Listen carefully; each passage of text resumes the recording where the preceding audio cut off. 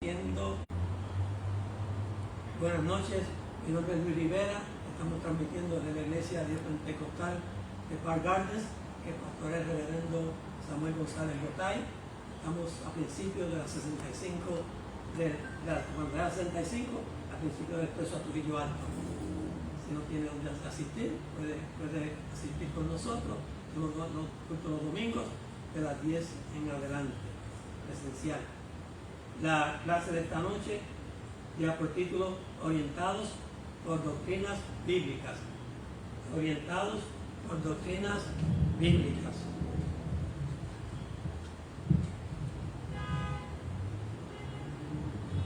Hacemos claro, antes de empezando ya, que las doctrinas bíblicas las vamos a estar estudiando de acuerdo a los principios establecidos por la palabra de Dios. O sea, es decir, por los libros que se encuentran canonizados por el canon ya establecido en la palabra de Dios. Eso siempre el pentecostalismo siempre ha establecido, siempre ha estudiado, siempre ha enseñado. La palabra canon significa regla, medida o norma. El canon de la Escritura es la lista de libros que se consideran parte de la Biblia. La Biblia debe ser y tiene que ser el manual y guía para cada cristiano. La Biblia se debe leer, escudriñar y memorizar sin añadirle ni quitarle nada. La palabra doctrina es un término que proviene del latín, que se constituye como un conjunto de enseñanzas que se basan en un sistema de creencias. La Biblia es nuestra biblioteca divina. Contiene la bendita, inspirada e infalible palabra de Dios, con la cual Dios mismo se ha identificado. La palabra doctrina literalmente significa enseñanza. Vamos a tener siempre presente eso. Las creencias cristianas han existido desde hace mucho tiempo, unos 1000 años hacia atrás, y siempre ha habido debates entre las iglesias cristianas, especialmente cuando se trata de doctrina. Pero a pesar de todas las pequeñas diferencias, hay 5 verdades básicas, 5 doctrinas básicas que cada iglesia cristiana debe estar en acuerdo. Ahí no se puede transigir. La primera de ellas es: la Biblia es la palabra de Dios. Hay sitios, cuando mencionan el nombre, que la palabra de Dios no es el libro principal. Para nosotros la Biblia es la palabra de Dios y la palabra principal, es nuestro libro principal. Los cristianos creemos que la Biblia es la palabra infalible de Dios, que es suficiente para todo lo que necesitamos para vivir la vida cristiana. Mira lo que dice 2 Timoteo 3:16. Toda la escritura es inspirada por Dios. O sea que la Biblia, el verdadero autor de la Biblia es Dios. Y dice, sigue diciendo, y es útil para enseñar, para redarguir, para corregir, para instruir en justicia. Esa es la versión Reina Valera. La Nueva Traducción Viviente dice, toda la escritura es inspirada por Dios y es útil para enseñarnos lo que es verdad y para hacernos ver lo que está mal en nuestra vida. Nos corrige cuando estamos equivocados y nos enseña a hacer lo correcto. Nueva Traducción Viviente. La segunda verdad básica, doctrina básica, es que Dios es 3 en 1. O sea, creemos en una Trinidad. Los cristianos creemos que hay un solo Dios que existe eternamente en 3 personas: Padre, Hijo y Espíritu Santo. Las 3 personas son iguales y eternas. O sea, el Padre es Dios, el Hijo es Dios y el Espíritu Santo es Dios. Eso lo creemos. Las 3 personas son iguales y eternas, lo que muchos no quieren o no pueden creer o entender.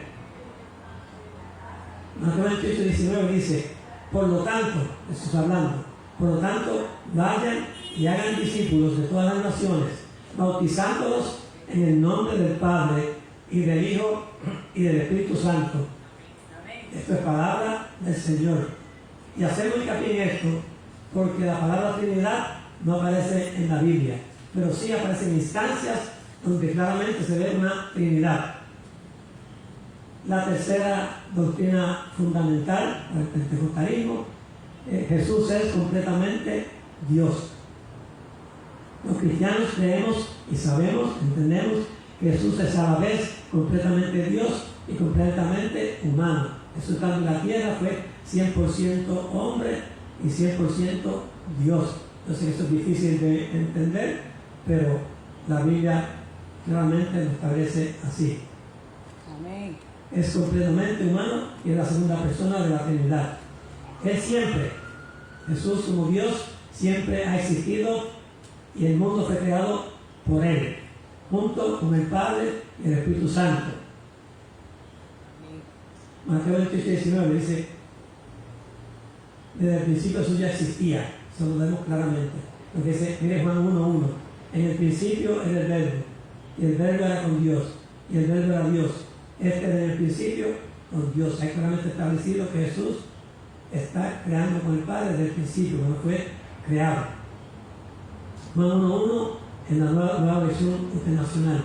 En el principio ya existía el Verbo, y el Verbo estaba con Dios, y el Verbo era Dios. El Verbo es Jesús, la palabra. Él estaba con Dios desde el principio. La cuarta doctrina fundamental es que somos salvos por fe. Los cristianos creemos y enseñamos que cada persona está dañada por el pecado y necesitada de la salvación. Somos salvos por gracia mediante la fe en Jesucristo. Juan 3:16. Porque de tal manera amó Dios al mundo que ha dado a su Hijo unigénito, para que todo aquel que en él cree no se pierda, mas tenga vida eterna. Porque no envió Dios a su Hijo al mundo para condenar al mundo, sino para que el mundo sea salvo por él. El que en él cree no es condenado, pero el que no cree ya ha sido condenado porque no ha creído en el nombre del unigénito Hijo de Dios. Eso es lo que nosotros creemos. Creer es depositar toda nuestra esperanza, nuestra fe y nuestra confianza en el único que nos puede salvar. Amén. Es poner nuestros planes y nuestro destino eterno en las manos de Jesús. Creer en Él es tener la confianza y la fe, que en sus palabras se puede confiar ciegamente y plenamente. Amén. Efesios 2:8. Porque por gracia sois salvos, por medio de la fe. Y esto no de vosotros, pues es don de Dios, no por obras, para que nadie se gloríe. Reina Valera. Efesios 2:8, hay otra versión. Ustedes han sido salvados porque aceptaron el amor de Dios. Ninguno de ustedes se ganó la salvación, de esta versión, sino que Dios se la regaló. La salvación de ustedes no es el resultado de sus propios esfuerzos. Por eso nadie puede sentirse orgulloso. Esa es la traducción en lenguaje actual. El apóstol Pablo le está diciendo a los efesios y a todo el mundo que ellos han sido salvados mediante la fe y por la fe. Precisamente la reforma protestante del siglo XVI surge de esta verdad doctrinal, que somos salvos por fe. Esto no procede de ustedes, sigue diciendo Pablo, sino que es el regalo de Dios. Es gratis, no por obras para que nadie se jacte. Aquí Pablo se está refiriendo a todo lo indicado en la declaración anterior, o sea, salvación por fe y nada más, que alguien pueda hacer, decir o ganar. También dice Pablo que la gracia de Dios es lo más importante en todos los aspectos de la salvación. Por eso nuestro Señor Jesucristo hizo énfasis cuando dijo: escudriñad las Escrituras, porque a vosotros parece que debéis tener la vida eterna, y ellos son las que dan testimonio de mí. Juan 5:39. Los líderes religiosos, los fariseos, saduceos y escribas de la época de Jesús, conocían bastante bien las Escrituras y guardaban hasta los más pequeños detalles de aspectos y mandamientos de la ley, pero perdieron de vista lo que la ley significaba y enseñaba. Estos líderes religiosos no aplicaban el espíritu de las enseñanzas, ni la aplicaban, ni tampoco reconocían Mesías, a quien precisamente esas escrituras señalaban. Conocían todas las escrituras, o sea, de la Biblia, pero no conocían al Salvador y al Dios de las escrituras. Amén. No conocían al Dios de la Biblia. Se aferraban tanto y tanto a su sistema religioso que no permitieron que el Hijo de Dios, Jesús, los transformara y los sacara de su error. Hay que tener mucho cuidado en no ocuparnos tanto y tanto de los religiosos que no podamos distinguir entre Jesús y la religión. Hoy en día eso pasa mucho. La Biblia se puede ver como la biblioteca divina, porque contiene la bendita, inspirada y infalible palabra de Dios, con la cual Dios mismo se ha identificado. Dios es la fuente de todo conocimiento, y su enseñanza se manifiesta en sus juicios y en su palabra. Deuteronomio 4:10. El día que estuviste delante de Jehová tu Dios, en Horeb, cuando Jehová me dijo, reúneme al pueblo para que yo les oiga oír mis palabras, las cuales aprenderán para tenerme todos los días que vivieren sobre la tierra, y las enseñarán a sus hijos. Recuerden que doctrina es enseñanza. Enseñar significa conducir al hombre a la experiencia más íntima con la voluntad de Dios.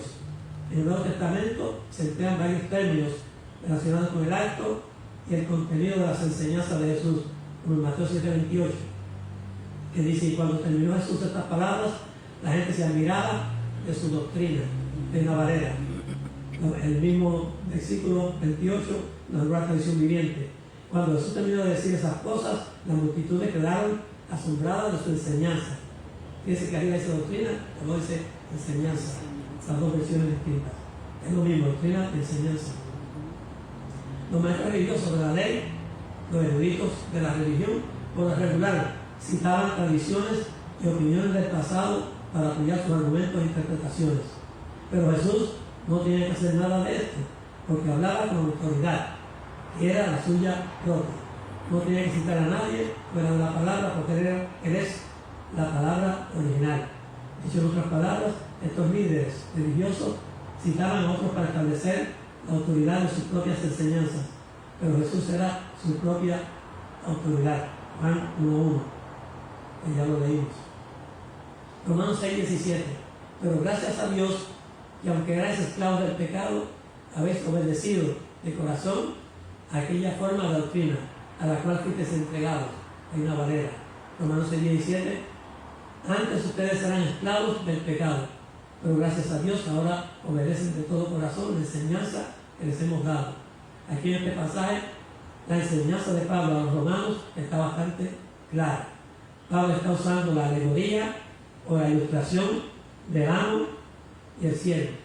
Pablo está diciendo que aquello a lo que uno se someta tarde o temprano llegará a ser su amo, servicio o lo que sea. El hombre y la mujer, antes de ser salvos, eran esclavos, éramos esclavos del pecado. Pero ahora que pertenecemos a Jesús, hemos sido liberados de esa antigua esclavitud y hemos sido hechos siervos de Jesucristo. Y la enseñanza que debían recibir y obedecer es la buena noticia de que Jesús murió por sus pecados y al tercer día resucitó. Es bien importante que el creyente se familiarice en saber cuáles son las doctrinas bíblicas por tres razones. En primer lugar, para que hable conforme a la sana doctrina. En segundo lugar, para evitar que enseñen diferentes doctrinas. Y tercero, importante, para que no se alejen o no se dejen de llevar de diversas doctrinas de error. No caigan en el error, si saben la verdad. Afirmación fundamental. Cristo salva, sana, bautiza y viene otra vez. Es la doctrina básica de la Iglesia. Esta es la doctrina que por décadas ha caracterizado el mensaje evangélico del movimiento pentecostal. Estas son 4 doctrinas básicas o los 4 pilares del Evangelio, cuadrangular, y lo que siempre se ha enseñado: que Jesucristo es Salvador, que Jesucristo es Sanador, que Jesús es el bautizador y que Jesús es Rey, que pronto vendrá con su iglesia. Los 4 pilares. En resumen, en síntesis, estas 4 doctrinas cubren básicamente todas las 4 divisiones de la teología cristiana. Salvación por la fe en Jesús, Jesús salva. Sanidad divina, Jesús sana. Bautismo, Jesús es bautizador. Y segunda venida, Jesús es Rey, que regresa otra vez a la tierra. Amén. Jesús salva. Martes 16, que lo leímos. Porque de tal manera amó Dios al mundo y ha dado a su Hijo unigénito para que todo aquel que en él cree no se pierda, mas tenga vida eterna. Salvamos a la hermana Rosa y su hijo, que está aquí con nosotros. La salvación es un término usado en el cristianismo para expresar el beneficio supremo que es otorgado a la humanidad por medio de la vida y la muerte de Jesús, el Salvador, enviado por Dios con el propósito de redimir al ser humano y restaurar con él la relación rota por culpa del pecado. Salvación es el acto mediante el cual el hombre y la mujer quedan libres del poder del pecado y de todo lo que interfiere con el gozo de las más altas bendiciones. La salvación es un renacer y la entrada a una nueva vida en Jesús. La salvación solamente se obtiene con la fe en Jesús, el Hijo de Dios, que fue encarnado en Jesucristo. Romanos 6. Incluye todas las bendiciones redentoras que tenemos en Jesús, sobre todo la conversión. Esto es el nuevo diccionario popular de la Biblia. Esto lo saqué. Marcos 16, ya lo leímos. Hechos 16:30. Dice, y sacándolos, les dijo, señores, ¿qué debo hacer para ser salvo? Cuando Pablo y Filipo.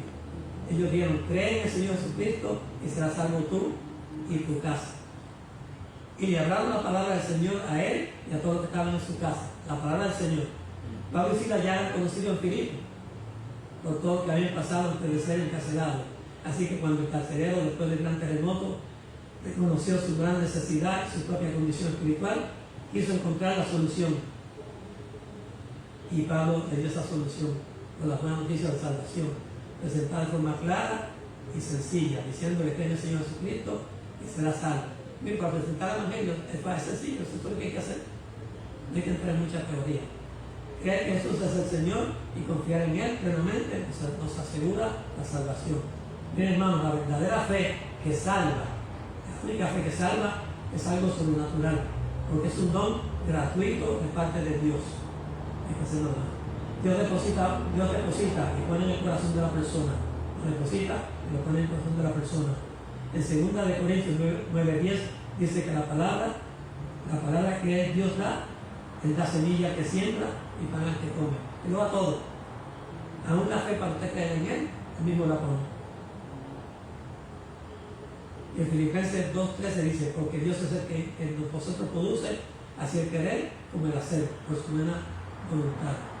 O sea que aunque el creyente es responsable de ocuparse de su salvación, como dice el versículo 12, es el Señor el que en realidad produce las buenas obras y los frutos del Espíritu en el creyente. Jesús nos ha dado todo, aún la fe para creer en Él. La pone en el creyente, como dice Pablo, para que nadie se gloríe. Romanos 10:9 dice que si confesares con tu boca que Jesús es el Señor y creyeres en tu corazón que Dios le levantó de los muertos, serás salvo. Porque con el corazón se cree para justicia, pero con la boca se confiesa para salvación. Pues la Escritura dice, todo aquel que no creyere no será avergonzado. Esto no es un simple reconocimiento de que Jesús es Dios, dueño y hacedor de todo lo creado, porque aún los demonios reconocen esto y tiemblan, dice Santiago 2:19. Así que realmente se trata de tener una convicción personal, profunda y sincera, y sin reservas, de que Jesús, como Dios que es, ejerce y tiene un señorío directo y soberano sobre cada persona. Esto también supone que tiene que haber un arrepentimiento del pecado, una plena confianza en Jesús para ser salvo y un sometimiento incondicional a Jesús como el Señor de todo. Llegará un día durante el juicio final en que aún aquellos que serán condenados tendrán que reconocer la autoridad de Jesús cuando regrese en su segundo advenimiento a este mundo. Lo segundo es Jesús sanador, ya lo vimos. Isaías 53:4. Ciertamente llevó él nuestras enfermedades y sufrió nuestros dolores, y nosotros le tuvimos por azotado, por herido de Dios y abatido. Miren, hermano, como alguien, esto la verdad que, como alguien del Antiguo Testamento que vivió 700 o 800 años puede saber y comprender que Jesús iba a morir por nuestros pecados. Mire, a esa altura de años, 700 800 años, ya Isaías estaba prediciendo esto, la muerte del Señor por nuestros pecados. Por eso se le llama el profeta mesiánico, el profeta evangélico. Y no solo esto, sino que de hecho Jesús iba a cargar por el castigo que todos nosotros merecíamos. Y realmente pasó, según lo profetizó. Y aunque los sacrificios del Antiguo Testamento señalaban hacia precisamente esto, no es lo mismo matar a un cordero que pensar que el escogido de Dios, el Mesías, Jesús, iba a desempeñar ese mismo papel. También lo iban a matar. Entonces uno dice, hey, cordero de Dios que quita el pecado del mundo. Es como si Dios estuviera viendo la cortina del tiempo futuro para que los hombres y mujeres del tiempo de Isaías pudieran ver el futuro y pudieran ver el sufrimiento del Mesías, el perdón y la salvación que esto traería, significaría para toda la humanidad. Ese hermano que aunque los versículos están conjugados en tiempo pasado, dice llegó, dice sufrió, tiempo pasado, predice acontecimientos futuros. Es como si para Isaías no hubiese sucedido. Mire el ente profético que es este hombre. Dice llegó y sufrió, pero está hablando al futuro, el tiempo pasado. Por eso llaman profeta mesiánico, la forma que habló de Jesús. Resulta increíble que los mismos judíos que los vieron morir a la cruz del Calvario pensaran que Jesús estaba siendo castigado por Dios por causa de los propios pecados. Así lo decían. Por eso miren lo que escribió el evangelista y apóstol Mateo sobre eso. Mateo 8:16. Dice, y cuando llegó la noche, trajeron a él muchos endemoniados, y con la palabra echó fuera a los demonios, y sanó a todos los enfermos, para que se cumpliese lo dicho por el profeta Isaías. Mateo está confirmando Isaías, cuando dijo, él mismo tomó nuestras enfermedades y llevó estas dolencias. De 700, 800 años, y ahora Mateo lo está certificando. Y es que la enfermedad es el resultado, es la paga del pecado que Jesús con su vida, muerte y resurrección ya pagó. Y Mateo encontró el cumplimiento de la profecía del profeta Isaías en la vida de Jesús. 1 Pedro 2:24. Quien llevó él mismo nuestros pecados y su cuerpo sobre el madero, para que nosotros, estando muertos a los pecados, vivamos a la justicia. Y por tu herida fuiste sanados. El Señor Jesús no solamente sufrió como ejemplo para el cristianismo, para el cristiano, sino, y aún más importante, que fue sustituto del cristiano. Él murió para nosotros y yo teníamos que morir la muerte eterna. Jesús sufrió la condena y el castigo de la crucifixión en lugar de los creyentes. Y de esta manera satisfizo la justicia de un Dios santo, el único que podía hacerlo. Esta gran doctrina, que es el tema de la clase, de la expiación sustitutiva, expiación sustitutiva, uno que muere por otro, es precisamente el corazón del Evangelio. Isaías 53:5. Mas él herido fue por nuestras rebeliones, morido por nuestros pecados, el castigo de nuestra paz fue sobre él, y por su llaga fuimos nosotros curados. Este versículo es la esencia de la doctrina de la sustitución, de la expiación. Uno que muere por otro, que no tiene pecado, muere por el pecado de otro. Jesús, el siervo, no sufrió por sus propios pecados, porque no tuvo ni hizo pecado, así que fue el sustituto perfecto de nosotros los pecadores. Jesús fue y es el sustitutivo recipiente de la ira de Dios sobre los pecadores. Él sufrió el castigo de Dios para que nosotros pudiéramos tener paz con Dios el Padre. La llaga, en el hebreo singular, que causó su muerte ha traído sanidad y salvación a aquellos por cuyos pecados Él murió en la cruz del Calvario. Jesús bautizador, lo próximo. Juan 1:32. También dio Juan testimonio diciendo, Juan 1:32, vi que descendía del cielo como paloma y permaneció sobre él, y yo no le conocía, porque me vio bautizarme con agua, que me dio sobre quien veas descender el Espíritu y que permanece sobre él, ese es el que bautiza con el Espíritu Santo. La estaba enseñando. Dice Juan, y yo le vi y he dado testimonio de que este es el Hijo de Dios. Ya Dios con anterioridad le había comunicado a Juan el Bautista que esta señal sería la indicación específica del Mesías prometido. Lo leímos en el versículo 23. Así que tan pronto Juan fue testigo de este acto, él pudo identificar sin lugar a dudas a Jesús como el Mesías esperado. El término Mesías es una transliteración. Transliteración es una palabra que se trae de un idioma al otro y casi dice que da igual, sin mucho cambio. El término Mesías es una transliteración de una palabra hebrea, arameo o aramea, que significa el ungido. Y se deriva de un verbo que significa ungir. Y que Jesús tuvo una función única como profeta, sacerdote y rey. Y la tierra fue esa función. Profeta, sacerdote y rey. Fíjense que sacerdote no podía hacerlo, porque no venía del linaje de Aarón. O sea, solamente un sacerdote venía del linaje de Aarón, pero venía del linaje de Melquisedec, sacerdote para siempre. Por tanto, podía ser sacerdote con ese linaje. ¿Okay? Lucas 24, 49, perdón. He aquí, yo enviaré la promesa de mi Padre sobre vosotros, pero quedaos vosotros en la ciudad de Jerusalén hasta que seáis investidos de poder de lo alto. Eso es lo que los discípulos. Hechos 1:8. Pero recibiréis poder, se me llama el día, pero recibiréis poder cuando haya venido sobre vosotros el Espíritu Santo. Y me seréis testigos en Jerusalén, en toda Judea, en Samaria, hasta lo último de la tierra. La misión de los apóstoles era la de esparcir el Evangelio y también era la razón principal del poder que iba a dar el Espíritu Santo. El descenso del Espíritu Santo, tal como lo prometió enviarlo Jesús, cambió de forma dramática la historia del mundo. Porque el Espíritu Santo hizo posible que el Evangelio llegara a todos los rincones de la tierra. Fíjense, por eso Jesús dijo, es conveniente, es necesario que yo vaya para que Él descienda. Porque Jesús, como 100% hombre que era, nosotros lo creemos así, no podía estar en todo lugar.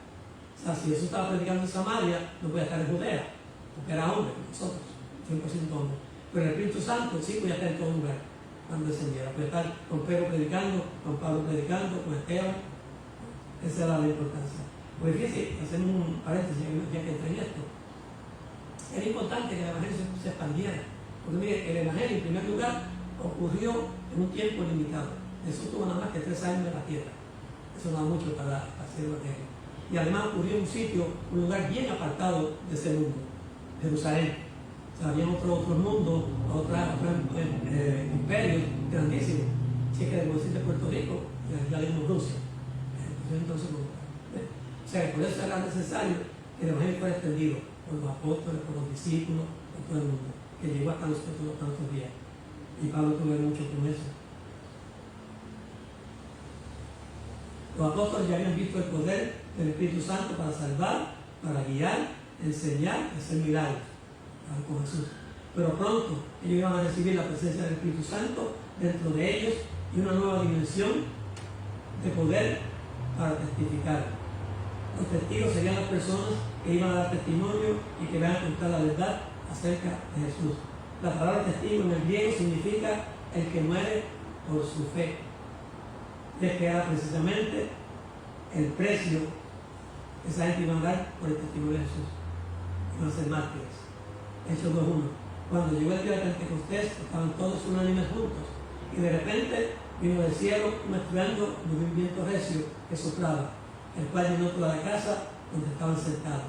Y se le aparecieron lenguas repartidas como de fuego, asentándose sobre cada uno de ellos.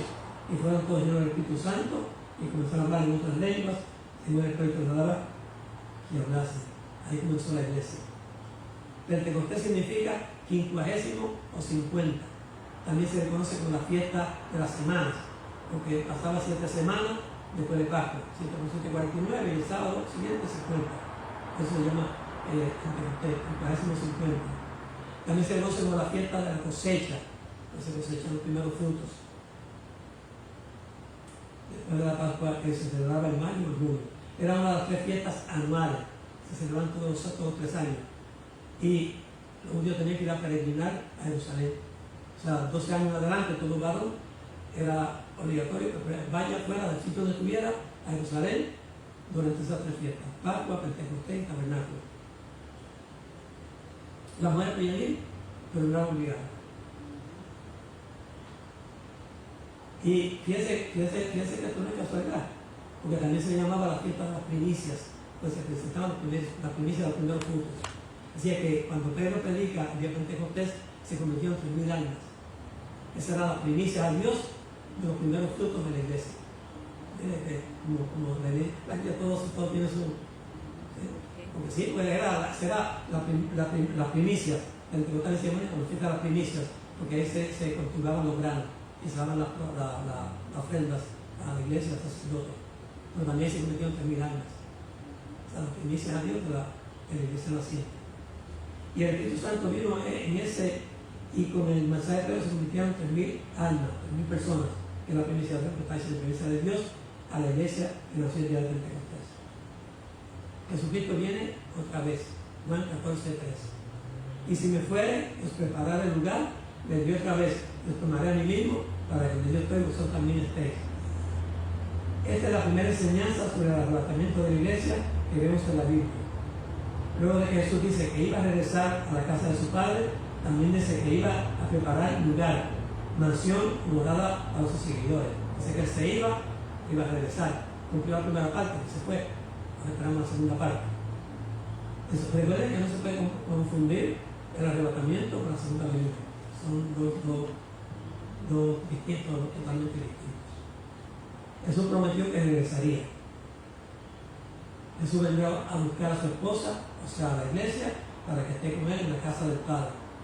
Este versículo 3 no es una alusión a la manifestación gloriosa de la segunda venida. No es. De Jesús también la gran tribulación, cuando Jesús traerá a sus santos con él en la tierra, establezca su reino. Después aquí va a haber una gran tribulación, no quiero meterme mucho en esto, no es el tema de la clase, que dura 7 años. O sea, los primeros 3 años y medio todo va a estar muy bien. Después de los 3 años y medio siguientes, el anticristo se va a rebelar en contra de la iglesia. Toda la nación va a pelear en contra de Jerusalén, en contra del pueblo de Dios. Y ahí el Señor va a ascender por segunda vez, con la iglesia, con todos los santos, y va a luchar en contra de ese ejército. Dice que se va a hacer, bueno, dice que la sangre va a subir a la vida de los caballos. Pero, y va a haber muchas señales, porque él mismo lo dijo. O sea, la estrella en el cielo, una torre de sangre, el sol no brillará. Pero para el arrebatamiento no va a haber señal. Para eso no va a haber señal. Solamente para la segunda venida, que como lo decía en los años séptimos de la gran tribulación, al final de la gran tribulación. Esperamos que el Señor venga por su iglesia a principio de la gran tribulación. O sea que la iglesia no va a pasar por la gran tribulación. Es lo que yo creo y enseño. Hechos 1:8, Jesús bautiza en el Espíritu Santo. Eso es mismo. Después volvemos al arrebatamiento. Pero recibiréis poder cuando ya venga sobre vosotros el Espíritu Santo y me seréis testigos en Jerusalén, en Judea, en Samaria, hasta el último de la tierra. La acción de Dios por medio del Espíritu Santo, que también es Dios, hace que su pueblo propague el Evangelio por toda la tierra. Lo que de acuerdo con este versículo iba a incluir las regiones de Jerusalén, toda Judea, Samaria y hasta el último de la tierra, todo el imperio romano. Mire, en Jerusalén empezó a cumplirse en Hechos 2, lo que vimos al día de Pentecostés. En Judea empezó a cumplirse en Hechos 8:4 y Hechos 9:32. En Samaria empezó a cumplirse en Hechos 8:5 y 14. Y hasta el último de la tierra empezó a cumplirse en Hechos 13, cuando Pablo empieza su ministerio. Jesucristo viene otra vez, lo vimos a buscar una Primera Tesalonicenses 4:13. Tampoco queremos, hermanos, que ignoréis acerca de los que duermen, para que no os entristezcáis, como nosotros no tienen esperanza. 14.